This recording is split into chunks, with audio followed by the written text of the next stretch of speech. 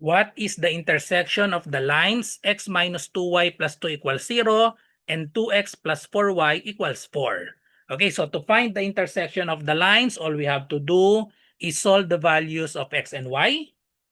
So we can write this in standard form, x minus 2y plus 2 equals 0. So we put in standard form just like this. Just put the constant positive 2 to the other side. So therefore, we have x minus 2y.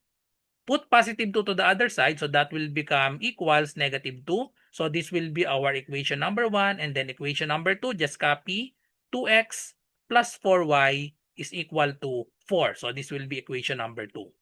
So we can solve this using the elimination method. We can either eliminate x or y. So let's eliminate y. So let's multiply equation number 1 by 2 to make the variables or to make the numerical coefficient of y the same. If we multiply negative 2 by 2, this will become negative 4y. So same with this.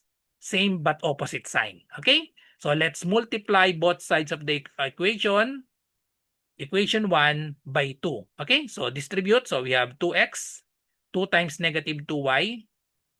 So multiply both sides by 2. 2 times negative 2y, we have negative 4y equals negative 2 times 2. That is equal to negative 4. Just copy the equation number 2. So we have 2x plus 4y is equal to 4.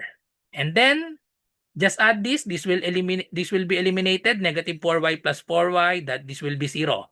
2x plus 2x, we have 4x equals negative 4 plus 4, we have 0. And then divide both sides by 4. The answer is still 0. Therefore, the value of x is 0. So therefore, the correct answer to this is letter C. X is 0 and then y is equal to 1. Okay, so letter C is the correct answer. Let's just prove that the value of y is 1. We can substitute x equals 0 in either equation 1 or 2. So let's substitute in equation number 2. So when x is 0, so we have 2.